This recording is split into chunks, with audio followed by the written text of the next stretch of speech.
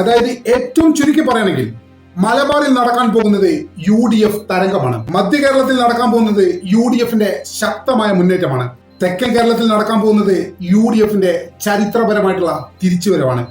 ഇതിന്റെ ഒക്കെ അന്തിമ ഫലം എന്താണ്? പിണറായി വിജയന്റെയും മരുമകന്റെയും ഫാസിസത്തിനെതിരെ, കുടുംബ വാഴ്ചക്കെതിരെ കേരളത്തിലെ ജനങ്ങൾ എഴുതിയ വിധിയാണ്. ഇതിനോടകം തന്നെ പിണറായി വിജയനോട് കേരളം പറഞ്ഞു കഴിഞ്ഞു, കടക്കപ്പുറത്ത് ഇനി നിർത്തിക്കോ, മതി. ഇനി കേരളത്തിന് വേണ്ടത് മാറ്റമാണ്, പുതിയ യുഗമാണ്, ജനങ്ങളുടെ സന്തോഷമാണ്, ജനങ്ങളുടെ ക്ഷേമമാണ്.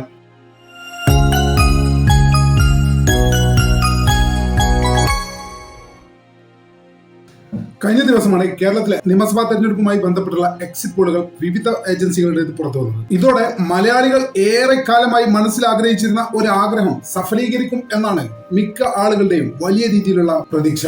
അത് മറ്റൊന്നുമല്ല, UDF തരംഗമില്ല, മറിച്ച് UDF സുനാമി തന്നെയാണ് സംഭവിക്കാൻ പോകുന്നത് എന്നാണ് പുറത്തു വന്ന എക്സിറ്റ് പോളുകളുടെ അടിസ്ഥാനത്തിൽ നമുക്ക് വിലയിരുത്താൻ സാധിക്കുക. വ്യക്തിപരമായിട്ട് പറയുകയാണെങ്കിൽ സീറ്റെണ്ണം കൃത്യമായിട്ട് പറയാനും അതിലെ കൃത്യമായിട്ട് നിർവചിക്കാനും കൃത്യമായിട്ടുള്ള ഒരു ഡാറ്റ നമ്മുടെ വശമില്ല.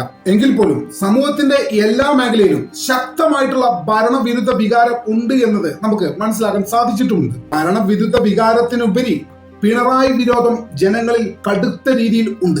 ഈ പിണറായി വിരോധം തെരഞ്ഞെടുപ്പ് സമയത്ത് മാത്രം രൂപപ്പെട്ട വികാരമല്ല കേട്ടോ. രണ്ടാം പിണറായി സർക്കാരിന്റെ പല ചെയ്തികളും അത്രമേൽ ജനദ്രോഹമായിരുന്നു. അതുകൊണ്ട് തന്നെ വർഷങ്ങളായിട്ടുള്ള ഈ ഒരു വിരോധം, പിണറായി വിരോധം ഭരണവിരുദ്ധ വികാരമായി ഇതിനോടകം മാറിയിട്ടുണ്ട് എന്നാണ് മനസ്സിലാക്കാൻ സാധിക്കുന്നത്.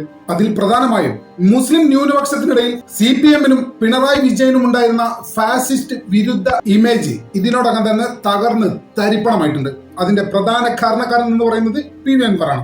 PV അൻവറിന്റെ ആരോപണങ്ങൾ, തുടർന്നുള്ള പത്രസമ്മേളനങ്ങൾ, ഹിന്ദു പത്രത്തിൽ മലപ്പുറം എന്ന സ്പെസിഫിക് സ്ഥലത്തെ ഇത്രയേറെ അപമാനിച്ച ആദ്യത്തെ കേരളത്തിലെ മുഖ്യമന്ത്രിയാണ് പിണറായി വിജയൻ. അദ്ദേഹം മലപ്പുറത്തെ അപമാനിച്ചത് മലപ്പുറത്തുള്ള ദേശം കൊണ്ടാണെന്ന് എനിക്ക് തോന്നുന്നില്ല. മലപ്പുറത്തെ സ്വാഭാവികമായിട്ടും മുസ്ലിം ജനസംഖ്യ ഏകദേശം 80%. അപ്പൊ നേരിട്ട് മുസ്ലിം വിരുദ്ധത പറയാൻ സാധിക്കാത്തതിനാൽ ഒരു പ്രദേശത്തെ മുഴുവൻ അടച്ചാക്ഷേപിച്ച് ഒരു സമൂഹത്തെ തന്നെ താറടിക്കുകയായിരുന്നു വാസ്തവത്തിൽ മുഖ്യമന്ത്രി അന്ന് ചെയ്തത്. ഇത്തരമൊരു പ്രതിസന്ധി CPM-ന് സ്ഥിരമായിട്ട് വോട്ട് ചെയ്ത്, പാരമ്പര്യമായിട്ട് വോട്ട് ചെയ്ത് ശീലമുള്ള മുസ്ലിം വോട്ടർമാർക്കിടയിൽ പോലും കടുത്ത ആശങ്കയുണ്ടാക്കി.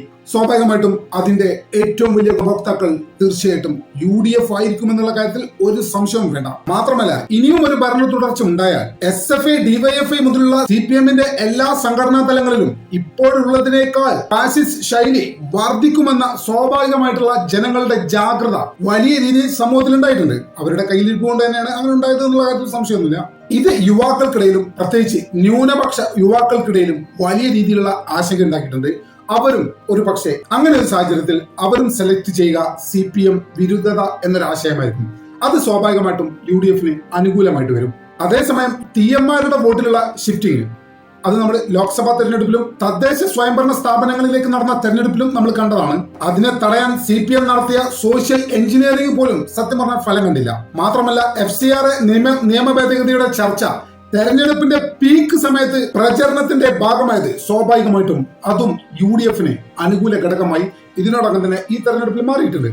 ഇതോടുകൂടി ക്രിസ്ത്യൻ ഔട്ട്റീച്ചിൽ കയറാനുള്ള BJP-യുടെ ശ്രമം പൂർണ്ണമായും തകർന്നടിഞ്ഞ് ഇല്ലാതായി തന്നെ നമുക്ക് പറയാൻ സാധിക്കും. അതിനെ തുടർന്ന് സ്വാഭാവികമായിട്ടും ആ അവസരവും മധ്യ കേരളത്തിൽ UDF-ന് വലിയ പിന്തുണയായി മാറുമെന്നുള്ള കാര്യത്തിൽ ഒരു സംശയവും വേണ്ട. അതുപോലെ തന്നെ ഹൈന്ദവ വിശ്വാസികൾക്കിടയിൽ CPM-നോട് കടുത്ത വിരോധമുണ്ട്. അതിന്റെ പ്രധാന കാരണം ശബരിമല കൊള്ള, ആഗോള അയ്യപ്പ സംഗമം, ഇത്തരം കാര്യങ്ങളൊക്കെ ഹൈന്ദവ വിശ്വാസികൾക്കിടയിൽ കടുത്ത പ്രതിഷേധമാണ് CPM-നെതിരെ ഇതിനോടകം തന്നെ ഉണ്ടാക്കിയിരിക്കുന്നത്.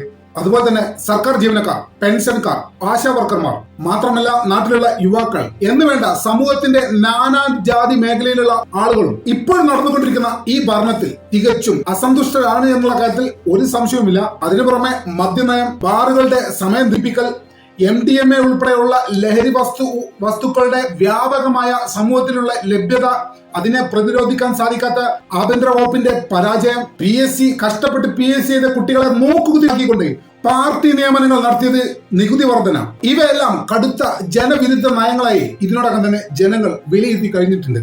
മാത്രമല്ല, LDF-ന്റെ പ്രചരണത്തിലുടനീളം നമ്മൾ കണ്ടത് പിണറായിയുടെ വൺ മാൻ ഷോ ആണ്. മുൻകാലങ്ങളിൽ VS കോടിയേരി, കാനത്ത് രാജേന്ദ്രൻ ഇതുപോലുള്ള നേതാക്കൾ ഉണ്ടായിരുന്ന സ്ഥലത്ത് ഇന്ന് എങ്ങും പിണറായി വിജയൻ മാത്രമാണുള്ളത്. പാർട്ടിയും മുന്നണിയും സർക്കാരും ഒരാളുടെ ഏകാധിപത്യത്തിലേക്ക് ചുരുങ്ങിയെന്ന് നമുക്ക് നിസ്സംശയം പറയാൻ സാധിക്കും. ഈ വികാരം സ്വാഭാവികമായിട്ടും കട്ട സി പി എമ്മിനെ മുറിച്ച മുറി CPM ആയിട്ടുള്ള ആളുകൾക്ക് പോലും കടുത്ത അസ്വസ്ഥത ഉണ്ടാക്കിയിട്ടുണ്ട് എന്നുള്ള കാര്യത്തിൽ ഒരു സംശയവുമില്ല. അതും ഇവിടെ പിണറായി വിരുദ്ധതയായി മാറുന്നു എന്ന് നമ്മൾ നേരത്തെ പറഞ്ഞ ഘടകത്തിൽ പ്രധാനപ്പെട്ട ഒന്നാണ്. സ്വാഭാവികമായിട്ടും അതും UDF അനുകൂലമായി മാറുമെന്ന് തന്നെയാണ് പൊതുവെയുള്ള ഒരു വിലയിരുത്തൽ. എന്നാൽ ഇതേ സാധനം നമ്മൾ UDF നോക്കുകയാണെങ്കിൽ അവിടെ നമുക്കൊരു വൺ മാൻ ഷോ കാണാൻ സാധിക്കില്ല. അവിടെയുള്ളത് ജനകീയ മുഖങ്ങളും പുതുതലമുറയെ ആകർഷിക്കുന്ന ശക്തമായ നേതാക്കളുമാണുള്ളത്. അതും UDF സംബന്ധിച്ചിടത്തോളം വലിയ രീതിയിലുള്ള മുൻതൂക്കം ഈ തെരഞ്ഞെടുപ്പിൽ നൽകുന്നുണ്ട് എന്നുള്ളത് ഒരു വസ്തുതയാണ്. സ്വാഭാവികമായിട്ടും UDF ഈ വലിയ നേട്ടത്തിന് മുന്നിൽ നിൽക്കുന്നത് സ്വാഭാവികമായിട്ടും VD സതീശൻ എന്ന പ്രതിപക്ഷ നേതാവാണ്. അങ്ങനെ കേവലം ഒരു പ്രതിപക്ഷ നേതാവല്ല VD സതീശൻ. കേരള രാഷ്ട്രീയത്തിലെ രാഷ്ട്രീയ ചാണക്യനാണ് VD സതീശൻ. സർക്കാരിന്റെ ഓരോ വീഴ്ചയും കൃത്യമായി ജനങ്ങളിലേക്ക് എത്തിക്കാൻ, ജനങ്ങളോട് പറയാൻ അദ്ദേഹത്തിന് സാധിച്ചിട്ടുണ്ട്. അദ്ദേഹമാണ് ഈ ഭരണവിരുദ്ധ വികാരത്തെ സംഘടിത ജനവിധിക്കായി മാറ്റിയെടുത്ത ബുദ്ധി കേന്ദ്രം. ശാന്തമായും കൃത്യമായും കേരളത്തിലെ ഗ്രൗണ്ട് പൊളിറ്റിക്സ് ഇതിനോടകം തന്നെ അദ്ദേഹം മനസ്സിലാക്കിയിരുന്നു. അതിനനുസരിച്ചായിരുന്നു അദ്ദേഹം കേരള രാഷ്ട്രീയത്തിൽ കരുക്കൾ നീക്കിയിരുന്നത്.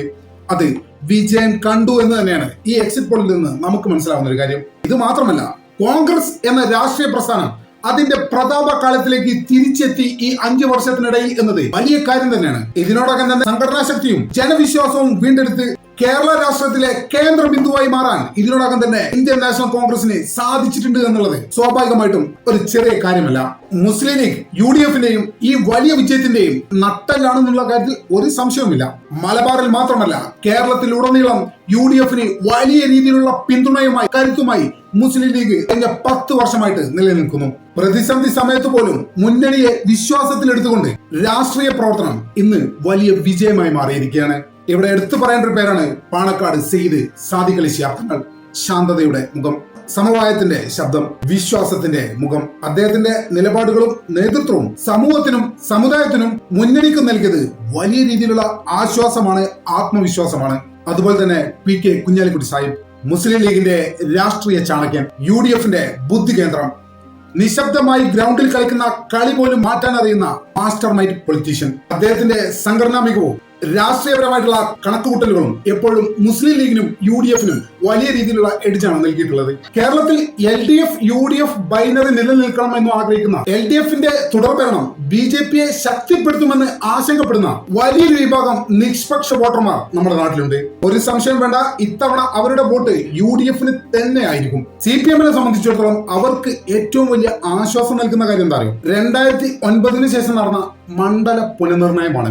ഈ പുനർനിർണയത്തിന് ശേഷം CPM ഇതുവരെ തോറ്റിട്ടില്ലാത്ത ഏകദേശം 50ഓളം സീറ്റുകൾ കേരളത്തിലുണ്ട്. പക്ഷെ ഏറ്റവും കൗതുകകരമായ കാര്യം, ഇത്തവണ ആ 50 സീറ്റുകളിൽ മിക്ക സീറ്റുകളിൽ നിന്ന് നടക്കുന്നത്, തൃക്കരിപ്പൂർ ഉൾപ്പെടെയുള്ള മിക്ക സീറ്റുകളിൽ നിന്ന് നടക്കുന്നത് കടുത്ത മത്സരമാണ്.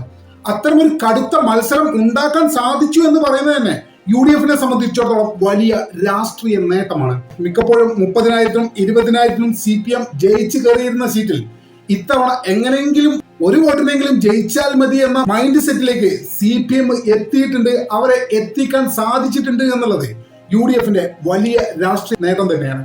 അതുകൊണ്ട് നമ്മൾ ഒരിക്കൽ കൂടി വ്യക്തമായിട്ട് പറയുന്നു, ഭരണമാറ്റം എന്നത് അനിവാര്യമാണ്. അത് സംഭവിച്ചേ തീരൂ. മലപ്പുറം, കോഴിക്കോട്, എറണാകുളം ഈ 3 ജില്ലകളിലെ വോട്ട് എണ്ണി കഴിഞ്ഞപ്പോൾ തന്നെ കേവല ഭൂരിപക്ഷത്തിന്റെ പകുതിയോളം സീറ്റ് UDF നേടിക്കഴിഞ്ഞിട്ടുണ്ടാകും എന്നുള്ളതിൽ ഒരു സംശയവുമില്ല. അതായത് ഏകദേശം 32 മുതൽ 35 സീറ്റ് വരെ കേവലം ഈ 3 ജില്ലകൾ എണ്ണുമ്പോഴേക്കും UDF സ്വന്തമാക്കി കഴിഞ്ഞിട്ടുണ്ടാവും. മുസ്ലിം ലീഗ് 20 മുതൽ 25 സീറ്റോളം നേടാനുള്ള എല്ലാ സാധ്യതകളുമുണ്ട്. അതും കേവലം 25 സീറ്റ് കേവലം ജയിച്ചു കയറി വരുന്നല്ല, വലിയ ഭൂരിപക്ഷം 30,000-വും 40,000-വും 50,000 പോലും ഭൂരിപക്ഷം മുസ്ലിം ലീഗ് നേടാനാവുമെന്നാണ് വിലയിരുത്തൽ. പ്രത്യേകിച്ച് മലപ്പുറം, ഏറനാട്, വേങ്ങര സീറ്റുകളിൽ. തിരുവനന്തപുരം ജില്ലയെ സംബന്ധിച്ചിടത്തോളം BJP ചിലപ്പോൾ 1-2 സീറ്റുകളിൽ വലിയ മുന്നേറ്റമൊക്കെ നടത്താൻ സാധ്യതയുണ്ട്. അങ്ങനെ 1-2 സീറ്റ് കിട്ടാനും സാധ്യതയുണ്ട്. ചിലപ്പോൾ ഒന്നും കിട്ടിയില്ല എന്ന് വരും. അതൊക്കെ മാറ്റി നിർത്തിയാൽ കോൺഗ്രസ് തിരുവനന്തപുരം ജില്ലയിൽ വലിയ രീതിയിൽ മുന്നേറ്റം ഉണ്ടാക്കും എന്നുള്ള കാര്യത്തിൽ ഒരു സംശയവും വേണ്ട. മാത്രമല്ല, ഇടുക്കി, പത്തനംതിട്ട പോലുള്ള ജില്ലകളിലും കോൺഗ്രസ് വലിയ മുന്നേറ്റം ഉണ്ടാക്കും. അതായത് ഏറ്റവും ചുരുക്കി പറയുകയാണെങ്കിൽ മലബാറിൽ നടക്കാൻ പോകുന്നത് UDF തരംഗമാണ്. മധ്യ കേരളത്തിൽ നടക്കാൻ പോകുന്നത് UDF ശക്തമായ മുന്നേറ്റമാണ്. തെക്കൻ കേരളത്തിൽ നടക്കാൻ പോകുന്നത് UDFന്റെ ചരിത്രപരമായിട്ടുള്ള തിരിച്ചുവരവാണ്. ഇതിന്റെ ഒക്കെ അന്തിമ ഫലം എന്താണ്? അത് ഒന്ന് മാത്രം, വ്യക്തമായ ഭൂരിപക്ഷത്തോടെ, അല്ലെങ്കിൽ അല്പം കൂടി കടത്തി പറഞ്ഞാൽ വൻ ഭൂരിപക്ഷത്തോടെ UDF അധികാരത്തിൽ തിരിച്ചെത്തുമെന്ന് തന്നെയാണ് നമുക്ക് ഇതിനോടകം തന്നെ മനസ്സിലായിട്ടുള്ളത്. ഇത് കേവലം ഒരു വിജയം മാത്രമല്ല, പിണറായി വിജയന്റെയും മരുമകന്റെയും ഫാസിസത്തിനെതിരെ, കുടുംബ വാഴ്ചക്കെതിരെ കേരളത്തിലെ ജനങ്ങൾ എഴുതിയ വിധിയാണ്. ഇതിനോടകം തന്നെ പിണറായി വിജയനോട് കേരളം പറഞ്ഞു കഴിഞ്ഞു, കടക്കുപുറത്ത് ഇനി നിർത്തിക്കോ, മതി. ഇനി കേരളത്തിന് വേണ്ടത് മാറ്റമാണ്, പുതിയ യുഗമാണ്, ജനങ്ങളുടെ സന്തോഷമാണ്, ജനങ്ങളുടെ ക്ഷേമമാണ്. നമ്മുടെ ചാനൽ ഇതുവരെ സബ്സ്ക്രൈബ് ചെയ്യാത്ത ആളുകൾ ഇപ്പോൾ തന്നെ സബ്സ്ക്രൈബ് ചെയ്ത് പിന്തുണ തരണമെന്ന് വളരെ വിനീതമായി അഭ്യർത്ഥിക്കുന്നു. മറ്റൊരു വീഡിയോ ഒട്ടുമിക തന്നെ കാണാമെന്ന് പ്രതീക്ഷ.